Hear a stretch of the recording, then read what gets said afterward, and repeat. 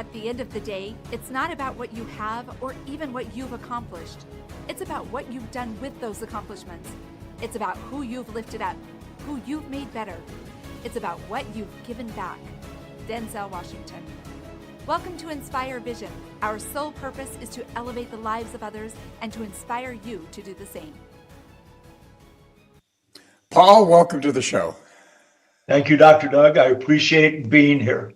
Well, I'm looking forward to this. I had a chance to listen to your TEDx talk, and it was really fascinating. And you obviously went into some interesting topics. But what I'd love for you to do is share with the audience kind of your background. And I know that will bring up the whole story to a little degree, and then we'll get into that maybe a little bit further. But if you could do that, I know you do a lot of different things, and if you can share with the audience what was your journey that brought you to this point, I think that would be interesting. Absolutely. Well, for 30 years, I was a practicing federal trial attorney in the city of Chicago, practicing labor and employment law. Then I took a detour. I became a convicted felon, spent 5.5 years in a federal prison, got out, and because I could no longer practice law, I decided I was going to take my life experiences, including the concept of surviving a failure and recovering, and turning it into a coaching platform. I've been an executive coach since 2001. I now have a national coaching practice. My largest client is $1 billion privately held company. That's my trajectory in about 30 seconds. It covers 70 years. Okay, so as you work with these large companies, what's your main focus with them? Or is it kind of general? I know when I was working with very small companies as a consultant, I was finding that I was really focusing on the organizational aspects of it and kind of going through a whole process of the marketing, all of that type of thing. What's your focus with those companies? Well, I bill myself as the no BS workplace performance coach.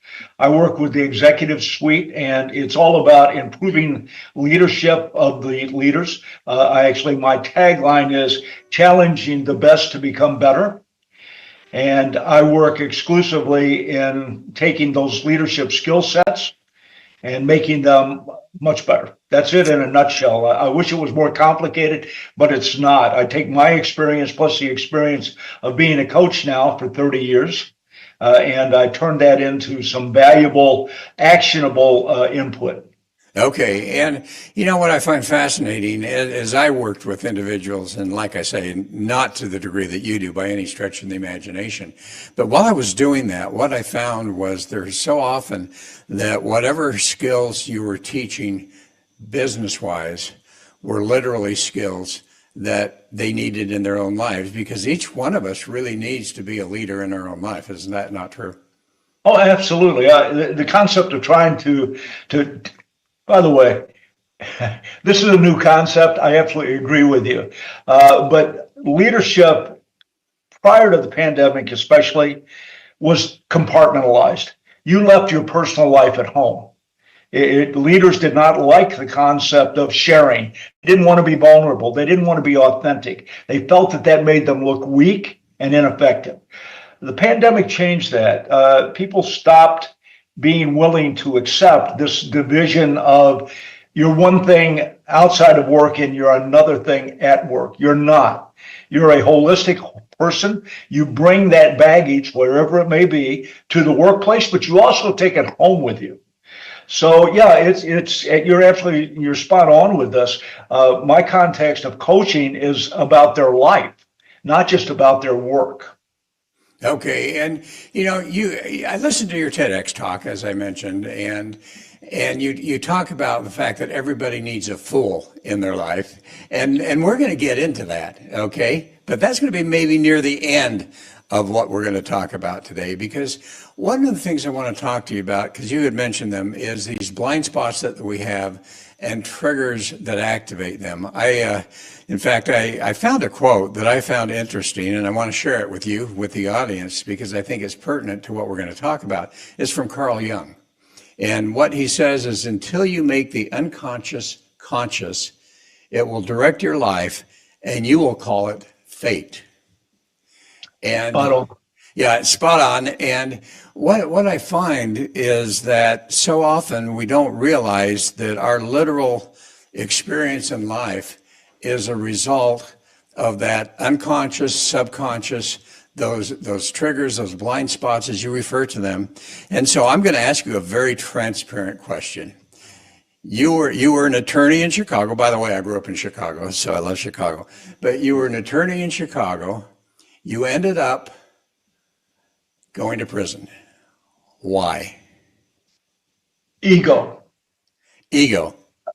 Yes, and let me tell you, ego was my blind spot. I think it is the blind spot for many leaders. And yes, my ego led me to believe that I'll tell you how I was the smartest guy in the room. There was never any room that I was in that I didn't truly believe that. I was extraordinarily successful as an attorney, and I'm a smart guy, but stupid when it comes to relationships. And because of that ego and the desire to belong, I came from a broken home, and I strive to find stability in my life, but I also needed acceptance. I always felt like I was an outcast. I was a loner. I did not join groups, and the clientele that I represented was morally reprehensible. However, I was fascinated by them, and they really wanted me to join their group because having a smart lawyer to defend you when you commit a crime is a plus. And I wanted that group. I wanted to belong, and they gave me the opportunity.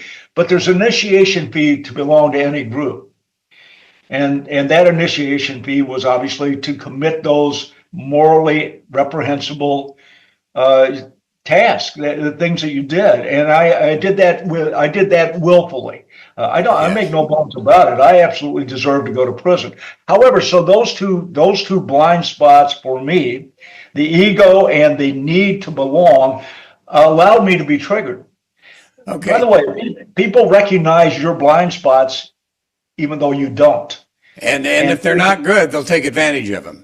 Absolutely. They'll manipulate you by pressing on triggering those blind spots. Okay, so one of the things that I've observed in myself as well as others, and as we've talked on these podcasts for years now about this topic, it's fascinating that we literally create our lives. We literally create our experiences, and oftentimes we don't realize, initially at least, that those experiences are a result of those limiting beliefs that we have, those subconscious type of things. Oftentimes it's not even conscious. Oftentimes it's actually built in our DNA, and we don't realize that the epigenetics of that is causing us to do certain things. But my question for you, and you had mentioned a little bit of it, but let's do a deep dive, because I think for the audience it would be really fascinating for them to understand what you discovered in a deep way about your previous life as a child and your subconscious imprints, and you call them blind spots, that triggered you to do the things that you did that ultimately now you are very sorry that you did, and obviously you have changed your life. But what were those things? You talked about needing to be accepted. Were there others that you wanted to be a part of a group? What was it that actually literally caused you to make those decisions and at the time feel like it was okay? Well, first, you're correct about these blind spots are with us from birth. They're there. We don't see them, but we also can't get rid of them. It does not matter how hard we try, they continue to exist. It is our ability to recognize them and exert control. So at the time, because first, overconfident, very successful, ego-driven, wanted more. By the way, trial lawyers are adrenaline junkies. You're not a trial lawyer if you don't enjoy the high. And I did. My problem was between trials, when I wasn't actually in front of the jury, in court, in front of the judge, engaged in that verbal combat with a worthy opponent. I was bored. I didn't like that, and I sought out adrenaline inducing opportunities. And by the way, this group that I speak of, my client base, offered me that. They offered me acceptance. They offered me the adrenaline high. They offered me the ego stroking that I craved. I needed to be told that I was good. I needed to be told I was exceptional. This came from, again, I go back to my childhood. A broken home leaves that indelible impact on you. You never feel like you're completely, first, you feel like you may have caused it. You don't know why adults do what they do as a kid. So you make those assumptions. And I assumed that it was something that I did. I never found that out, obviously, because it wasn't true. But it didn't mean I didn't believe it. I did believe it. And because of that, I was always suffering from imposter syndrome. Even though I would tell you I was the smartest guy in the room, I was never sure. That level of doubt continues to permeate every action that I took. So I craved that. I craved all of the stuff that I got from people who realized my blind spots and decided to take advantage of them. Well, and that's so true. And unfortunately, whether it's people, and like I say, I grew up in Chicago, so I get what you're talking about. But people that are not necessarily good will obviously identify those type of things and take advantage of those. There are others that will take advantage of situations that will empower them. For instance, when you get into abuse, whether it's physical or mental or emotional, whatever that happens to be, so often people find themselves continually in those same relationships because they've never been able to figure out internally and subconsciously what was really going on, what was causing that type of thing. Now, I want to disagree with you on one thing. And okay, and it may be we're thinking the same thing, and there is no disagreement. But my belief system, and as I've studied it, what I find is that there literally is a way to change neural pathways. So, do we ever totally overcome those imprints and get them wiped from our memory? Absolutely not. But I believe that as we consciously, with a mindset and emotional intelligence, start to observe what's going on and literally allow ourselves to recognize, reframe those, because as you say, it's really perception from childhood all the time, or at least a lot of the time, and be able to change the neural pathways to where you don't totally eliminate the neural pathways, but you move those to the side to the point that if you are really in a conscious situation, when those emotions start to come up, you immediately move them to the side because you're now more conscious and you've created a stronger neural pathway. What are your thoughts? No, first, I don't disagree with you at all. I think that for most of us, it is extraordinarily difficult for us to do that on our own. That's why we'll talk about the concept of the fool. That's my coaching. Right. But let me tell you that the seminal event that allowed me the opportunity to do exactly what you say was going to prison. If I had not gone to prison, first, I wouldn't have survived. I would have been dead long ago. That experience forced me to understand these blind spots. And with the help of a support system, I did exactly what you said. I started to change the way I looked at my life and how I behaved, but only under that amount of direct. It took me going to prison. And let me tell you how strongly embedded these are. I stood in front of a judge who was getting ready to sentence me to 7 years of incarceration. And two things. First, I had practiced in front of this judge. And the judge said, as he prepared to sentence me, "You're one of the few people that I wish I could give more time to." But he couldn't under the sentencing guidelines. And he offered me an opportunity. He said, "I'm going to reduce your sentence by 20%. If you do only two things. First, I'd already been found guilty. It was my second trial. I'd been found guilty in the second trial. I was going to go to prison.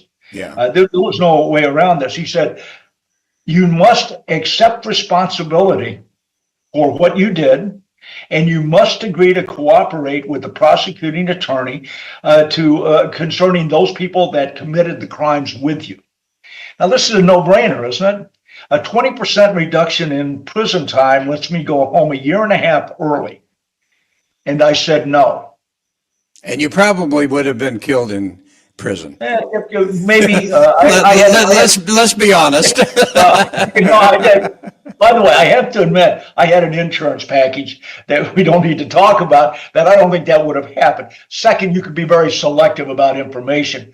But the reality was that I didn't do that out of fear. I tell you truthfully, I did it out of the need to still be a part of this group that could cut me loose in a heartbeat, right? There is no honor among thieves. And if you think that someone is going to support you when you get in trouble, you're wrong. They run away from you. But that's how strongly embedded my needs were, my blind spots were. It took going to prison, and it took 2 years of incarceration before I started to understand the need to do exactly what you said, reframe my life, and start to have this opportunity to see it differently, but also to behave differently based on this different perception. Well, and you talk about something fascinating. So this is nothing I thought we were going to talk about, but let's talk about prison for a minute, because, so often people come out of prison as convicted, whatever, and they have a real struggle in their lives to be able to, generate income, to be able to get a decent job and so forth. Obviously, that didn't happen to you. But my question is this, and I think it may be important for the audience to understand if this is what happened. In prison, did they offer you some coaching? Did they offer you anything for you to be able to finally get into where you were able to analyze what was going on as you were talking about? Or was that all on your own by just reading and doing those things? First, prison is not about rehabilitation. It's warehousing. No, they don't offer any opportunities to change your life in prison. It's just not the system is not structured that way. So no, I did this on my own. I'll tell you the seminal moment. I spent the first 2 years of incarceration engaged in revenge fantasy. I was going to get even with everyone who put me in prison. I accepted no responsibility for destroying my life, leaving my family destitute, and spending 5.5 years at age 50 in prison. The thing that happened was at the end of year 2, men that I had seen in prison when I got there and been released started to come back. And that shocked me. And I suddenly realized that if I did not put in the effort to change who I was and how I behaved, how I thought, that I was going to be a career criminal. That was going to be me. I was going to lose my family and continue to get out, commit the same crimes, maybe in a different fashion, and return to prison. That shock started me on this transformation journey. But no, prison doesn't do any of that for you. Let me relate an anecdote because I was never of service. It was never a part of my life to be of service to anyone except myself until I went to prison. And my wife and I reached a compact. I had asked her to become my fool, the person who would help me transform. And she said no. She said, I know you, I love you, but I know that if I say something you need to change or that you're wrong, we're going to end up in a debate. She said, I'm not going to drive 5.5 hours, one weekend a month to spend 2 days with you and fight. So I'm not interested. It shocked me. I was like, oh my God, this is the person who loves me the most, and they're not going to help me. I said that I need to do this. And she said, she left. 30 days later, she comes back and we have this discussion. And I said, okay, let's talk about how we can make this work because I have to do this. If I can't do this, I can't do it on my own. And she said, all right, I'll tell you what the rules are. She said, every month, the last hour of our visit, I'm going to give you 3 things you need to work on. And when I come back a month later, you better tell me what you've done to work on them. She said, the first time you don't do that, I'm done. So with that force, and I mean, it killed me to hear that because at the end of every visiting session for 4 years after that, The last half hour, she would. By the way, she never lacked for things to tell me I needed to change. So I can imagine. oh yeah, I destroyed her life. I mean, seriously, the fact that she stayed with me is crazy. She would give me the three things, and all I could say was thank you. Yeah. Let me ask you this question, because Sure. you talk in general about after 2 years you decided you needed to really do that. What caused the aha moments for you to suddenly sit back and say, you know what, I've got to change, or my life will never change and I'll be back here again in a number of years? What was that aha moment for you? Because what I find so often is people go through lives and many of them never have an aha moment. They just continue on and continue on. Whereas other people, something happens that gives them that aha moment that says, you know what, I've got to do this introspective work. What was it for you? First, I'm going to disagree with you. Everybody has an aha moment. You just choose to ignore it. Right. Okay. You're right. You're right. Yeah, and so yeah. And again, I saw guys start to come back to prison, and it was like, oh my God. That was it. That was the lightning bolt that shocked me. Up until that time, it had never occurred to me that people would ever come back. Don't you learn your lesson? So at that point, I realized that I was not learning my lesson, that I was exactly like them. And again, self-esteem came into this because I was in prison thinking I'm an educated guy. I've got every opportunity when I get out. And then I suddenly realized probably not. If I'm not different, life will not be different for me. Why would it be? This was just an interlude. If I didn't do something about it, it would just be a repeat. So that was it. And I wish I could tell you there was a specific thing, but it just was suddenly realizing and being shocked by the fact that people would come back to this place that I was trying so hard to get out of. It just realization. I wish, again, nothing else. The interesting thing was when I talked to my wife, that was actually, when you want the aha moment, when she said she was not going to help me.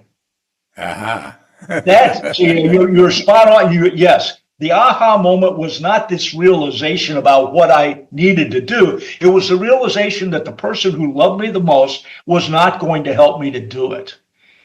And that was the turning point. Because of who you were, as far as she understood up to that point. Absolutely. Yeah, which I find neat. So you talk about fool, and you defined it very well in your TEDx talk, but I'd like for you now, because we're going to talk about this. You say you need a fool in your life. Talk a little bit about the background of that, because most people, I'm sure, are not going to get it.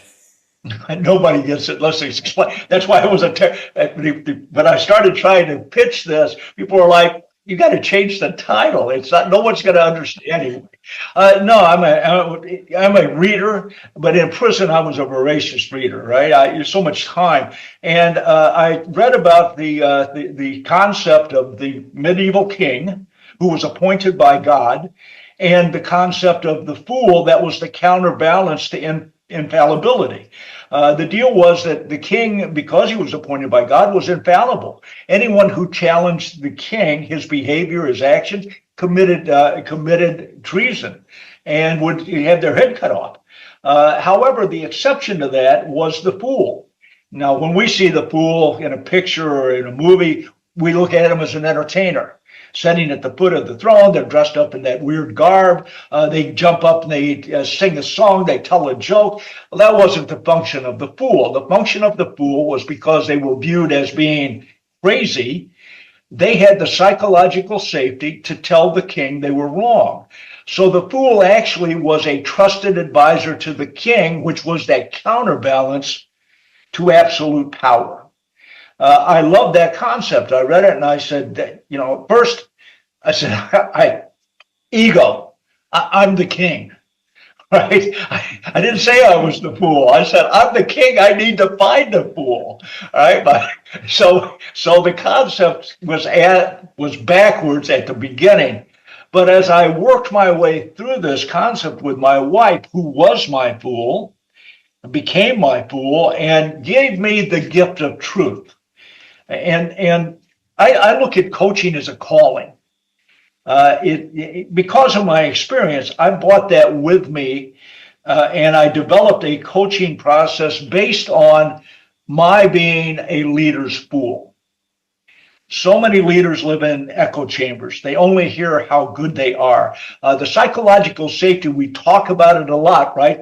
The safety and the freedom to tell someone the truth.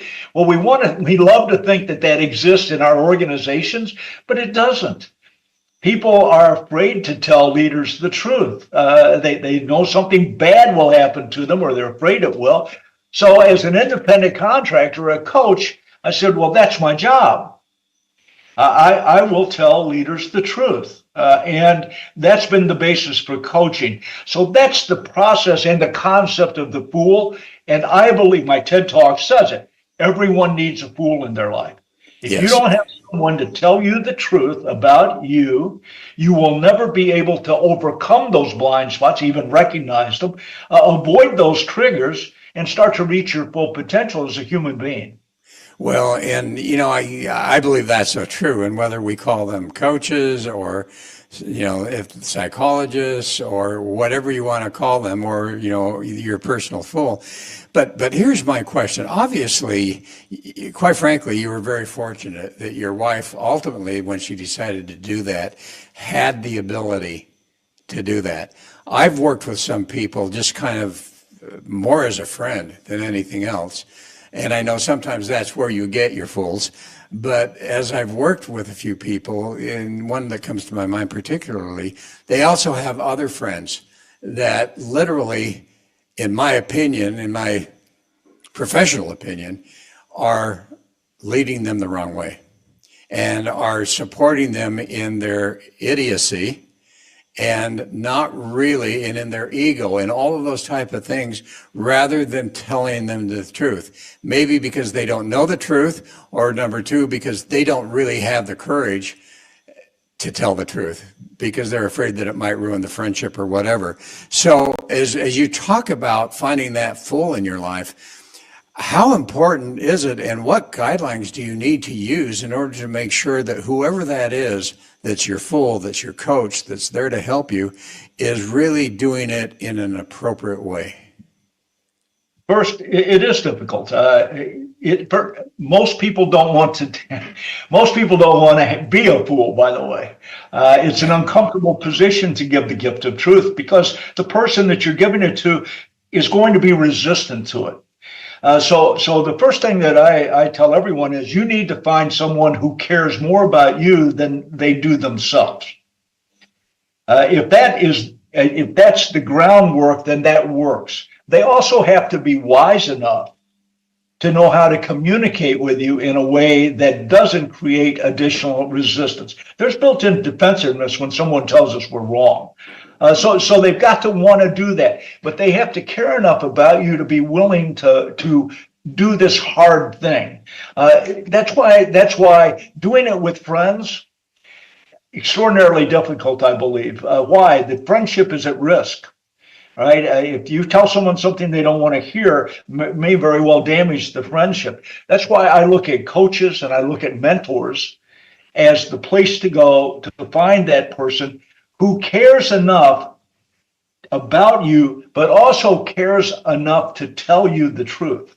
That's two different caring. And by the way, you had mentioned something. Why don't people want to do this? First, they in the business world, people don't want to be your fool because they're after something from you that they don't want you to be different. They want you to stay the same. And they'll feed that ego and develop that echo chamber so you have no desire to do anything other than listen to them tell you how great you are. So that's why coaches and why mentors have so much value in the leadership process. Also, I love peer groups. I think the peer groups provide an opportunity, if they're appropriately put together, to have that psychological safety to tell someone the truth about a situation. But that requires a lot of honesty in a group setting. So there's a limitation to that. So back to the coaching. I look at coaching as a calling. Okay. So here's the other question I have. The old concept that you are the average of the five people that you surround yourself with. And again, as you're looking about talking to coaches, and believe me, I understand how this works, because I've seen a lot of coaches that I'm going, oh my goodness, okay. And so how do you determine that individual? Do you need to look at their lives? And because if they're in the same boat you are, then, and quite frankly, a lot of the times our friends are in the same boat we are, and they are the worst people to be our fool. And if they are, we're very foolish. So what do you do? How do you determine someone is going to really be a good mentor, a good coach for you? Are there some red flags versus green flags that you can share with the audience as they think about maybe doing this for themselves and finding someone that they can ask about and question in order to really make sure that they're getting someone of value? Or as they start the process, are there some red flags that might come up that they can say, you know what, I don't think this is the right fool for me? Well, first, I tell everyone I'm not a life coach. And so I'll tell you the basis for my coaching is a client of mine gave me a testimonial. He said, Paul is a Sherpa. He will get you to the mountaintop, but he will not carry your pack. And to me, that's what you're looking for in a coach. If you want a coach to carry your pack and they agree to do it, that's not the person that will help you for transformation. So when you look at someone, they have to be hard enough to tell you what's wrong, to give you the gift of truth, but then help you create that action plan, whatever that may be. There's got to me, that the concept of helping someone change is you can't just talk about it. You actually have to put together a plan so they can do it. And then you become their accountability buddy. Your obligation is to make sure that when they say they're going to do something, they do it. And if they don't, then you have that serious conversation about, is this process working? And am I the person for you if it's not? And how important is it? You talk about making that plan. How important is it for the individual to make the plan rather than the coach? Oh, absolutely. I can't tell you what you want. Why would I want to do that? I can tell you at some point if what you want has value. So we can have that discussion. And by the way, I don't believe that coaching is for the small things. If all you want someone to make you a better speaker, well, you can find a speaking coach for that. But that's something that I don't look at as being a part of what I want to do. I want it to be meaningful for myself. I want to feel some satisfaction out of helping someone along their journey of transformation. By the way, coaching to me, a leader, is about legacy. You can't just coach for today. You should be coaching for the legacy of this person. This requires a deeper introspection about who they are and what they're accomplishing. And that action plan has got to be moving them forward. I find we do an awful lot of navel gazing, and I don't see it as being beneficial. If you enter into a coaching relationship, you've got to be willing to do the hard work. But the coach has also got to be willing to hold you accountable for doing the hard work. And that dynamic has got to be there in every conversation. You can't have a conversation where nothing is happening, where you're not moving forward, where you're not taking an action that's beneficial. Well, and how often do you find as you're working with these leaders that you make a suggestion, you tell them the truth, and what's the percentage of them that say, oh, okay, versus, you're full of it? Well, first, 80% of the people that are referred to me don't do business with me. So I've got 20% of the people who are referred become clients, and I'm absolutely okay with that because it is hard work. If you're going to transform people, and by the way, we've got ourselves caught up in how easy life is supposed to be. And if I say I want to do it, then that's like doing it. No, this is a hardcore thing. And I use my own example of it took me 4 years after I decided that I needed to change to be able to transform to where I felt I was different. You said it. Rewiring, reframing had to take place, and it takes place slowly. Both success and failure rewires our brain. And therefore we've got to be aware of that. We've got to be able to take action so it doesn't derail us. So again, it's a concept of, first you got to feel it. And I know that sounds like navel glazing. I think that I pretty quickly can find out. I've got a pretty good bullshit antenna. And so I can tell when somebody's prepared to do the hard work. And I don't engage in the relationship until I feel that that's certain. And if I don't feel it, I'm not going to do it. The same thing on the other side. If you're looking for someone who is just going to placate you and support your bad habits, they're all over the place. You don't need a coach for that. You need to have someone who's serious about your transformation, and you have to be serious about it. It's reciprocity. Well, and that's so true. And like I say, I have one friend that I work with just because he's my friend. And every time we talk, I'm saying, look, this could ruin our friendship. Are you okay with that? It's like, yes. Is it okay? So anyway, but you use the word failure. And I think that that's an area that I'd love to chat about real quick, because so often we fail, and that brings about a sense of guilt, of shame, of all those type of things, and reemphasizes the imposter syndrome if we happen to have that, which for the audience means that you never really believe you're good enough and can be successful, even though it may appear that you are. So when we talk about failure, how do we reframe that into something that is positive, that we can express gratitude for, rather than the opposite? Well, I do courses on failure because I tell people I'm a subject matter expert. I have absolutely failed to the degree that most people, fortunately, aren't going to. The recovery process from that is based on reframing failure as lessons to learn, because every failure truly has a lesson to teach us. First, we have to accept responsibility for it. That's one of the big things. And the reason that it's a big thing is most of the time when we fail, we're trying to escape it. We want to ignore it. We want to move on from it. We don't want to examine it. And by the way, I don't believe in embracing failure. I hate the concept of failure. I hate to fail, but I understand its importance.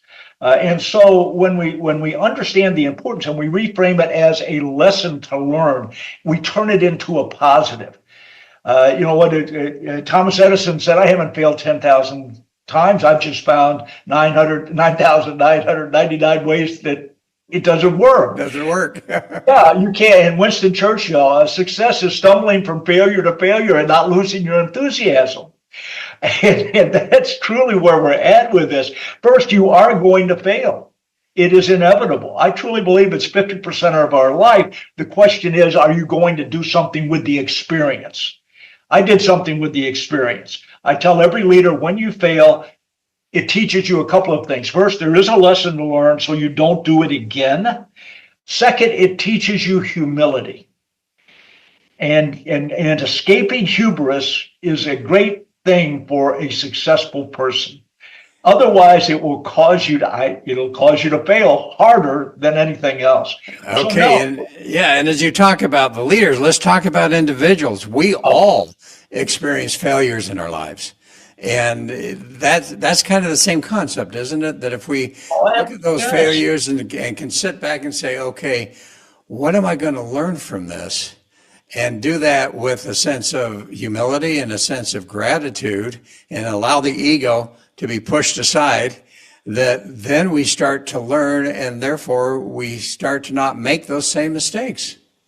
Well, and yes, and believe me, when I talk about my failure, not only did I fail as a professional, I failed as a father, I failed as a husband. I mean, I just failed across. There is nothing I didn't fail at in my life at that point in time. And yes, you do have to come out of that and go, okay, how about first, I'd have to be willing to accept a different perspective, a different point of view. And I have to make sure that the person, my wife, had the psychological safety to do that. So you frame it, you put together a structure that allows those conversations to take place, because without the feedback from the other people that have been impacted by the failure, you're not going to be able to do something different. You're not going to learn the lesson. That feedback is so important. Once again, the gift of truth. So no, it's your ability to say, I accept responsibility for my part in this failure, whether it be personal or professional, and I am going to make sure that the people that I have impacted are in the process of allowing me to learn the lesson. And that's wonderful. And you know what? I think you hit it so on the head, that communication to those that have been affected, the communication of being able to honestly take responsibility and say, hey, you know, if you happen to have an argument with your spouse or whatever, and it's like, hey, you know, I learned this and I thought it's funny because when I was going through some coaching certifications, one of the comments that was made was, you know, this is something that if you ever get in an argument with your spouse, you should be able to say, but don't you dare ever say it or you're going to really get in trouble. And that was, honey, what emotion came up in your mind when this happened? but the point is that if we do that for ourselves and say, you know what, I just got angry, but what caused that emotion to come up in me? What was that anger emotion and what triggered that? And if we take responsibility for that and start to communicate that, all of a sudden those relationships change in a very positive way. Yes, yes, they do. And what you just said is absolutely true. And by the way, once again, you mentioned the trigger, right? Whenever you overreact to something, there's a reason. Yes. Rather than ignore the reason, explore the reason. Find out what it was. And you can do that through someone else. You say, hey, I know how I just sounded to you. Tell me. Let's discuss that. Let's have an exchange of why that happened, because I truly don't want to do it again. You see, we also have to be willing to say, I'm trying not to do this. You know how much gratification you get out of being angry with someone? You get to turn around and walk away and you just feel like, oh my God, that was a good thing. It's not a good thing. You've ruined the relationship. Right. And, you know, one of the things that came up in one of my discussions was, you know, how key it would be to step outside of yourself. And really now you're getting into that mindfulness, into that consciousness of stepping outside and said, okay, Doug, you know, I'm over here talking to me and saying, why did you get triggered? What was the trigger that did that? And if you can step outside of yourself without any emotion and start to have that discussion with yourself, all of a sudden you start to really gain insights into what's going on. And I think that's so important. So as we close today, can you believe that time has already gone by? I'm sitting here looking at the timer and going, oh my goodness. But what would be a message that you'd like to share with the audience? Well, I think we pretty much had the message throughout this conversation. You've been very good at making sure that I've been able to deliver my message. You're responsible for yourself. Don't try to give that responsibility to someone else. We often do that. We want someone else to be responsible for who we are, where we're going, the journey we're on. Don't do that. And you've mentioned it without saying the words. Become self-aware. Take the time to know yourself. This is a difficult journey, but you can do this. And find someone that you trust and that cares about you so that you're able to have discussions like we're having that will give you the information you need to transform. The concept of transformation is a lifelong journey. It's never over. If it's over, you're dead. So think about the transformation that you want. Think about the legacy you want to leave and start to structure your own path. You can't. Someone said if you think you know the path you're on the wrong path. So. All right. Well, that's insightful. Thank you for that. And that was a great message. That is a great message. So how do people find you, or maybe what's more important, depending on what you'd like, how do people find your TED Talk? Which do you think would be most important for the audience today? I would tell you to go to the TED Talk. Seriously, the TEDx is where my message was given with as much emotion as I could muster, and it explains everything we talked about in a different perspective. And by the way, the last remark in my TED Talk is, if you don't think, first, I believe that if you have a fool, you have to become a fool. And Yes. if you're not willing to do that, then you don't understand the value of having a fool. Yes. So, Yeah, I love that. So, what do people Google in order to find your TED Talk? Paul Glover TEDx. and it'll take Paul Glover, what? Paul Glover and TEDx. If you And do TEDx. All Paul right. Glover, it'll take you right to it. Great. All right. Well, Paul, thank you. This has been fascinating. Dr. Doug, I so much appreciate the opportunity to talk to you. It's been invigorating. I love the conversation, and I love the opportunity to be in front of your audience. Everyone have a blessed day. Well, and thank you so much. And folks, thanks for listening. I hope you're getting some insights on this. And like I said, I watched the TED Talks. It's fascinating. So get there and watch his TEDx talk, because I think it'll give you some great insights. So anyway, this is Dr. Doug saying thank you so much and namaste.